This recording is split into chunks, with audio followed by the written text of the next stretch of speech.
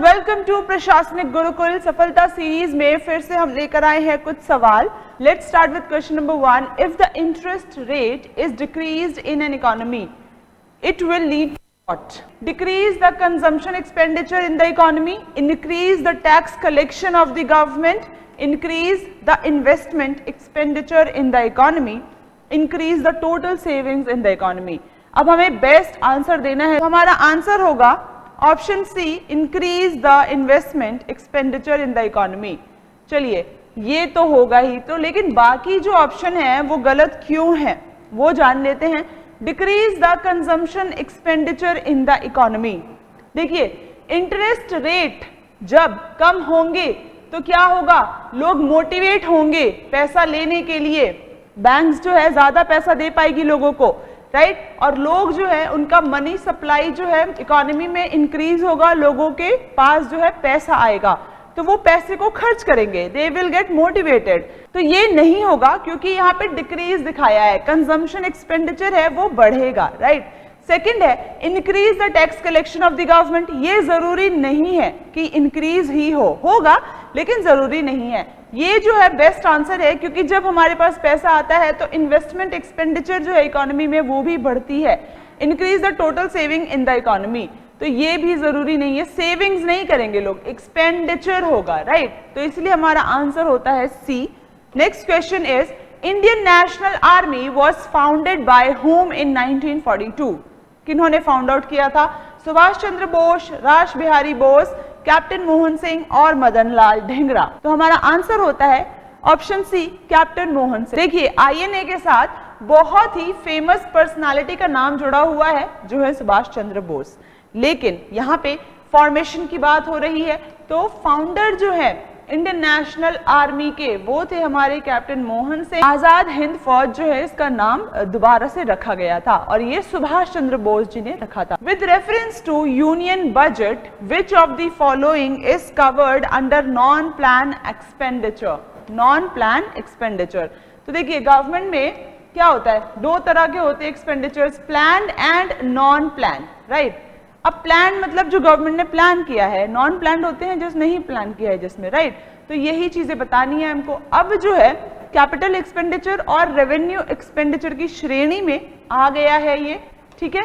तो अब हमें बताना है कि नॉन प्लान एक्सपेंडिचर जिसे हम रेवेन्यू एक्सपेंडिचर भी बोलते हैं, तो ये इसके अंदर क्या क्या आता है, ये जो है मेजर पोर्शन होता है बजट का वो कैरी करता है, राइट। तो ऑप्शंस है defence expenditure, interest payment, salaries and pension and subsidies. क्या इनमें से कौन है जो रेवेन्यू एक्सपेंडिचर का पार्ट है? हमारा आंसर होगा 1 2 3 4, ये सभी हैं। ये एक लायबिलिटी होती है जो गवर्नमेंट को देना ही होता है। इसमें कैपिटल एक्सपेंडिचर का भी पार्ट आता है लेकिन रेवेन्यू जो है वो ज्यादा इसमें कैरी करता है पार्ट, ठीक है। तो हमारा आंसर होता है C. Lord Mayo's resolution of 1870 was related to which of the following? Local administration से रिलेटेड था, decentralisation of power of central government से रिलेटेड था, both of them, none of the above. अब देखिए यहाँ पर हमारा आंसर होगा option C, both of them. यहाँ क्या हुआ था, डिसेंट्रलाइजेशन ऑफ पावर थी, फाइनेंसेस जो हैं वो लोकल बॉडीज को दी जा रही थी, स्टार्टिंग हो गई थी फाइनेंसेस को देने की लोकल बॉडीज को, ठीक है। तो यहाँ पे डिसेंट्रलाइजेशन हुआ, लोकल एडमिनिस्ट्रेशन के लिए था, ये काफी इंपॉर्टेंट था। Which among the following is not correct about Periyar national park? National park, sanctuaries जो भी न्यूज में आती हैं वो इंपॉर्टेंट बन जाता है हमारे लिए पढ़ना। तो ये है, क्या ये लोकेटेड है in the district of Idukki and Pathanamthitta in Tamil Nadu, India? यहाँ पे नॉट करेक्ट बताना है। It is notable as an elephant reserve and a tiger reserve. It forms the major watershed of two important rivers, the Periyar and the Pamba. It is the best maintained of all tiger reserves in the country. हमारा answer होगा ए जो है वो incorrect है। क्यों? क्योंकि पहले तो न्यूज देख लेते हैं। पेरियार टाइगर रिजर्व जो है इसको टॉप रैंक मिला है इन मैनेजमेंट रिव्यू और यहाँ पे कोई भी नेशनल पार्क ऐसा नहीं है जो पुअर की कैटेगरी में आए, ठीक है। तो बेस्ट तो ये है, ओके। अब ये है कहाँ पे, इसमें क्या गलत होगा, डिस्ट्रिक्ट गलत है या फिर स्टेट गलत है?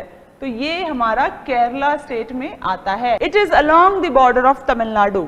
Not in Tamil Nadu. तो डिफरेंस समझिए, केरला में है, तमिलनाडु के बॉर्डर के पास है। तो ये गलत होता है, बाकी सभी सही है। ये एक एलिफेंट रिजर्व है, साथ ही साथ टाइगर रिजर्व भी है। ये मेजर वाटरशेड फॉर्म करता है दो इंपॉर्टेंट रिवर्स को मिला के, Periyar and Pamba. Which among the following is not true about C Rajagopalachari? ये इनकरेक्ट बताना है। क्या उन्होंने सर्व किया as the last governor general of independent India? He served as the premier of Bombay Presidency. He founded स्वतंत्रता पार्टी। All are correct. हमारा answer क्या होगा? B. He served as the premier of Bombay Presidency. देखिए, he was the only Indian who was appointed on the post of Governor General of India. कि इन्होंने 1948 से 1950 तक ये पोजीशन हेल्ड किया था। He served as the premier of Bombay Presidency. ये गलत क्यों है? क्योंकि ये मद्रास प्रेसिडेंसी के प्रीमियर थे और ये गवर्नर थे ऑफ वेस्ट बंगाल। तो काफी इंपॉर्टेंट है। इन्होंने स्वतंत्रता पार्टी जो है इसको फॉर्म किया था। 1959 में फाउंड आउट हुई थी पार्टी और इसका जो है ऑब्जेक्टिव क्या था? Social justice, equality of opportunity. Which of the following brings out the consumer price index number for industrial workers? यहाँ पे क्या ध्यान देना है? सीपीआई जो है इंडस्ट्रियल वर्कर्स के लिए वो कौन लेकर आता है? हमारा आंसर होगा the reserve bank of India, department of economic affairs, the labour bureau, the department of personal and training. Answer is the labour bureau. Labour bureau और भी सारे इंडेक्सेस लेकर आता है, जैसे एग्रीकल्चरल लेबर हो गए, उनके लिए इंडेक्स लेकर आता है। ये क्या मेजर करता है? तो जो भी चेंज होता है एक टाइम पे in a given basket of goods and services, तो जो भी कंज्यूम किया जाता है इन वर्कर्स द्वारा एक टाइम पीरियड में गुड्स एंड सर्विसेज, उसको ये मेजर करता है। Markets in agricultural products are regulated under what? First is essential commodities act 1955, agricultural produce market committee act enacted by states, agricultural produce grading and marking act 1937, food products order 1956 and meat and food products order 1973। तो हमारा answer क्या होगा? Option B जो है बिल्कुल correct answer है हमारा। ये रेगुलेट होता है agricultural produce market committee act द्वारा इनेक्टेड बाय स्टेट। देखिए, एग्रीकल्चर कौन सी लिस्ट में आता है? स्टेट लिस्ट, सेंट्रल लिस्ट और कंकरेंट लिस्ट। स्टेट लिस्ट का सब्जेक्ट है एग्रीकल्चर, तो स्टेट ही डिसाइड करेगी कि ये कैसे रेगुलेट होगा। जो भी स्टेट का जुरिस्डिक्शन होता है उसमें डिफरेंट एरियाज जो हैं दिए जाते हैं एग्रीकल्चर मार्केट के लिए, जिसे हम मंडी भी बोलते हैं, राइट? मंडी होती है ना एलोकेट। तो इसमें जो स्टेट एग्रीकल्चर कमिटी है, ठीक है, तो एग्रीकल्चर मार्केट कमिटी जो है वो इनको रेगुलेट करती है और इन कमिटीज को जो है स्टेट्स रेगुलेट करती है, ठीक है? तो ये हमारा आंसर होता है। Who of the following was the president of the session of 1916 of the Indian National Congress? 1916 का जो सेशन हुआ था, तो ये क्यों इंपॉर्टेंट है और यहाँ पे कौन थे प्रेसिडेंट? तो अंबिका चरण मजूमदार, मोतीलाल नेहरू, हकीम अजमल खान, वल्लभ भाई पटेल। हमारा आंसर होगा अंबिका चरण मजूमदार। ये सेशन इंपॉर्टेंट क्यों था? यहाँ पे लखनऊ पैक्ट जो है उसे साइन किया गया था। 1858 एक्ट जो है उसके तहत क्या क्या चीजें लाई गई थी, चेंज की गई थी इंडिया में। Governor general was to be called the viceroy. Office of Secretary for India was created. A highly centralized administrative structure was created. तो हमारे ऑप्शन क्या होंगे? क्या एक सही है, दो, एक और दो दोनों सही हैं, या एक, दो, तीन तीनों सही हैं, या फिर none of the above? तो हमारा आंसर होगा 1, 2 and 3 all are correct। 1858 बहुत इंपॉर्टेंट था। 1857 की लड़ाई के बाद जब देखा गया कि हर जगह विद्रोह हो रहे हैं, 1857 जो है पहला अनप्लान्ड रेवोल्यूशन था। ये एक्ट लेकर आए वो ताकि वो ब्रेन वॉश कर सके इंडिया का, व्हाइट वॉश कर सके चीजों को, और उन्होंने ये चेंजेस किए थे, रिलीजियस सेंटिमेंट को हर्ट ना किया जाए, ये सभी प्रावधान लेकर आए। तो यहाँ पे ये गवर्नर जनरल जो है उनको अब से वाइसरॉय बोला जाता था। तो ऑफिस ऑफ सेक्रेटरी भी बनाया गया था और सेंट्रलाइज्ड एडमिनिस्ट्रेटिव स्ट्रक्चर जो है इसे भी बनाया गया था। बोर्ड ऑफ कंट्रोल और कोर्ट ऑफ डायरेक्टर्स जो थे उनके ऑफिसेस को अबॉलिश कर दिया गया था। एक और इंपॉर्टेंट डेवलपमेंट हुई थी, जो कंपनी का रूल था उसे भी अबॉलिश कर दिया गया था पूरी तरह। ईस्ट इंडिया कंपनी जो आई थी उसको हटा दिया गया था। अब जो एडमिनिस्ट्रेशन है वो डायरेक्टली ब्रिटिश क्राउन की तरफ से होने वाला था। Who was the first governor general of Bengal? William Bentinck, Warren Hastings, Lord Cornwallis, Lord Mayo. हमारा आंसर होता है वॉरेन हेस्टिंग्स।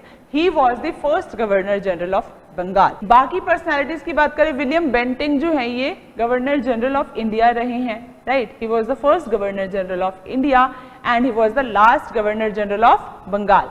साथ में लॉर्ड कॉर्नवालिस जो है, इनके द्वारा परमानेंट सेटलमेंट जो है वो इंट्रोड्यूस कराया गया था। यहाँ पर कौन सी 4 साइट्स में से एक साइट है जो 36वीं बायोडाइवर्सिटी हेरिटेज साइट है? इंडिया में बायोडाइवर्सिटी हेरिटेज साइट जो है घोषित किया जाता है किसके द्वारा? तो ये स्टेट द्वारा किया जाता है, ओके। और यहाँ पे कौन से एक्ट के थ्रू इन साइट्स को किया जाता है डिक्लेयर या मेंटेनेंस जो भी है? तो वो बायोडाइवर्सिटी एक्ट ऑफ 2002। इसके तहत जो है ये हेरिटेज साइट्स का मेंटेनेंस हो, जो भी हो, देखा जाता है, देख रेख किया जाता है। अब ऑप्शंस है Betling Shib and its surrounding, Mahendragiri hill, Arittapatti and Meenakshipuram villages, Amarkantak in Madhya Pradesh. हमारा आंसर होगा महेंद्रगिरी, ये उड़ीसा में है और यही 36वीं बायोडाइवर्सिटी हेरिटेज साइट है।